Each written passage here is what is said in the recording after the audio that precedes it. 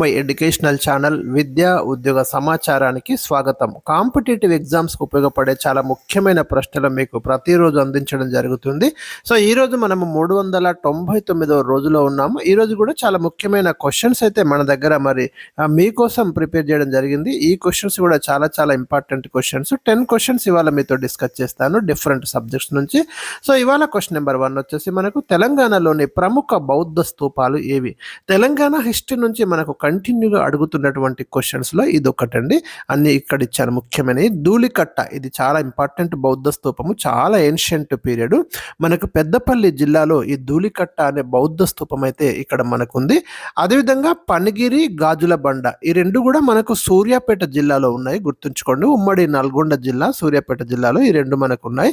Next Nelakondapalli, మీకు south ఇండియాలో చాలా పెద్ద స్తూపంగా పరిగణించబడే నేలకొండపల్లి మనకు ఖమ్మం జిల్లాలో ఉంది. ఇవి మనకి ముఖ్యమైన బౌద్ధ స్తూపాలు తెలంగాణ రాష్ట్రంలో ఉన్నటువంటివి. క్వశ్చన్ నెంబర్ 2, ఆధునిక అంతరిక్ష రంగంలో అత్యధిక సార్లు ఉపయోగించిన రాకెట్ ఏది? మనకి ఫాల్కన్ 9 అనేది మనకు లేటెస్ట్గా, అంటే ఎక్కువ సార్లు ఉపయోగించినటువంటి రాకెట్ అండి. స్పేస్ ఎక్స్ సంస్థ తయారు చేసింది. ఎలాన్ మస్క్కు చెందిన స్పేస్ ఎక్స్ యుఎస్ఏకు చెందినటువంటి వాళ్ళది. సో మొత్తానికైతే ఫాల్కన్ 9 అనేది ఎక్కువ సార్లు ఉపయోగించిన రాకెట్గా మనం చూడొచ్చు. క్వశ్చన్ నెంబర్ 3, ఎయిర్ కండిషనింగ్ రిఫ్రిజిరేటర్స్లో ఉపయోగించే శీతలీకరణిగా దేనిని ఉపయోగిస్తున్నారు? వెరీ ఇంపార్టెంట్, కంటిన్యూగా అడుగుతున్నటువంటి ప్రశ్న. ఇది ఫ్రియాన్లు వాడతారు. దీంట్లో ఫ్రియాన్ అనేది మనకు ఏసీలు కానివ్వండి, ఫ్రిడ్జ్లలో కానివ్వండి, దాంట్లో ఈ శీతలీకరణిగా వాడేది మనకు ఫ్రియాన్ అనేదండి. వివిధ క్లోరో కార్బన్లను ఫ్రియాన్లు అంటారు. వీటి వల్ల నష్టం ఏంటంటే మనకు ఓజోన్ లేయర్ దెబ్బతింటుంది.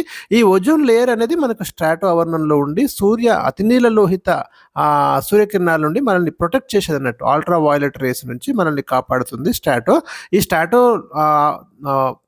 స్ట్రాటో లేయర్లో ఉన్నటువంటి ఓజోన్ ఏదైతే ఉందో అది కనుక డ్యామేజ్ అయితే ఈ అల్ట్రా వైలెట్ రేస్ అనేవి డైరెక్ట్గా మన మీదకి అటాక్ చేయడం అనేది జరుగుతుంది. కాబట్టి మనకి నష్టం ఏంటంటే ఈ ప్రియాన్స్ కావచ్చు, ఇలాంటి క్లోరో కార్బన్ల ద్వారా ఓజోన్ పొర డ్యామేజ్ అవుతుంది. క్వశ్చన్ నెంబర్ 4, ఫ్లై యాష్ ఎలా ఏర్పడుతుంది? రీసెంట్గా మనం చాలా ఇటుకలు కానివ్వండి వాటిలో చాలా ఉపయోగిస్తున్నాం ఫ్లై యాష్ అనేది మనకు ఈ నేల బొగ్గు మండించినప్పుడు చివరగా ఏర్పడినటువంటి బూడిద అండి. ఇది ఎక్కువగా మనకు థర్మల్ విద్యుత్ కేంద్రాల నుండి ఏర్పడుతుంది. క్వశ్చన్ నెంబర్ 5, స్మాగ్ అనగానేమి? ఇది ఒక ఇంపార్టెంట్ టర్మినాలజీ. మనకి స్మోక్ ప్లస్ ఫాగ్ ఈ రెండు కలిస్తే మనం స్మాగ్ అంటున్నాము. దుమ్ము ధూళితో కూడినటువంటి మంచునే మనము స్మాగ్ అని పేర్కొంటున్నాం. క్వశ్చన్ నెంబర్ 6, ఆమ్ల వర్షాలకు కారణం ఏమిటి? చాలాసార్లు అడుగుతున్నాండి యాసిడ్ రెయిన్స్ గురించి మనకు కాంపిటేటివ్ ఎగ్జామ్స్లో.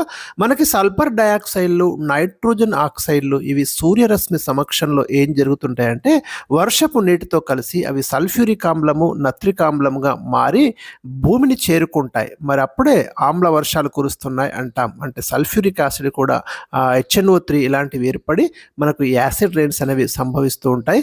ఆమ్ల వర్షం అనే పదాన్ని మొట్టమొదటిసారిగా వాడింది రాబర్ట్ యాంగస్ స్మిత్ అండి. ఇది కూడా ఇక్కడ ఇవ్వడం అనేది జరిగింది. క్వశ్చన్ నెంబర్ 7, పలక్నుమా ప్యాలెస్ ఎవరు నిర్మించారు? మనకి నిజాంల కాలంలో హైదరాబాద్లో నిర్మించినటువంటి ముఖ్యమైన నిర్మాణాలలో పలక్నుమా ప్యాలెస్ ఒకటండి.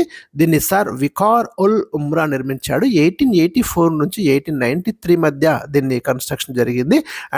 ఆండ్రియా ఫెలాడియో స్టైల్లో దీన్ని కట్టారు. ఆర్కిటెక్ట్ వచ్చేసి మనకు వార్డ్ మారెట్ అండి. పలక్నుమా ప్యాలెస్ అంటే ఆకాశ దర్పణం అని అర్థం. క్వశ్చన్ నెంబర్ 8, భారత రాజ్యాంగంలోని ఏ నిబంధన న్యాయ సమీక్ష అధికారాన్ని కల్పిస్తుంది? జ్యుడిషియరీ రివ్యూ అంటాము. ఏవైనా కానివ్వండి, చట్టాలు కానివ్వండి, ఇంకేవైనా కానివ్వండి, ప్రాథమిక హక్కులకు భిన్నంగా ఉన్నాయి అన్నప్పుడైతే రివ్యూ అనేది జరుగుతుంది. దీన్నే మనం న్యాయ సమీక్ష అధికారం అంటాము. ఆర్టికల్ 13 మనకు ఈ న్యాయ సమీక్ష అధికారాన్ని కల్పిస్తుంది కోర్టులకి. ఎందుకంటే మీకు 13(2) క్లాస్ చూడండి, ప్రాథమిక హక్కులకు విఘాతం కలిగించే చట్టాలు చెల్లవు అని ఉంటుంది. ఇదే మనకు న్యాయ సమీక్షకు ముఖ్యమైనటువంటి ఆర్టికల్గా మనం చూడాలి. క్వశ్చన్ నెంబర్ 9, న్యాయ సమీక్షకు సంబంధించి ప్రాస్పెక్టివ్ ఎఫెక్ట్ అంటే ఏమిటి? మనకు ఇండియన్ పాలిటీలో ఒక ముఖ్యమైన వర్డ్ అండి ప్రాస్పెక్టివ్ ఎఫెక్ట్ అనేది. సుప్రీంకోర్టు ఇచ్చిన తీర్పు గత తీర్పులకు వర్తించకుండా భవిష్యత్తు తీర్పులకు వర్తించడాన్నే ప్రాస్పెక్టివ్ ఎఫెక్ట్ అని పేర్కొంటాం. Question number 10. లోక్పాల్ దినోత్సవం ఎప్పుడు జరుపుకుంటారు? జనవరి 16ను లోక్పాల్ దినోత్సవంగా జరుపుకుంటారండి. ఎందుకంటే 2014 జనవరి 16 నుండి మన దేశంలో లోకాయుక్త అమల్లోకి రావడం జరిగింది. లోక్పాల్ చట్టం 2013లో చేశారు. ఇంప్లిమెంటేషన్ మాత్రం 2014 నుంచి ఇంప్లిమెంటేషన్ అవుతుంది. లోక్పాల్ అంటే అర్థం ప్రజల సంరక్షకుడు అని అర్థం. మీకు 1809లో స్వీడన్ అంబుడ్స్మన్ వ్యవస్థ తీసుకొచ్చింది.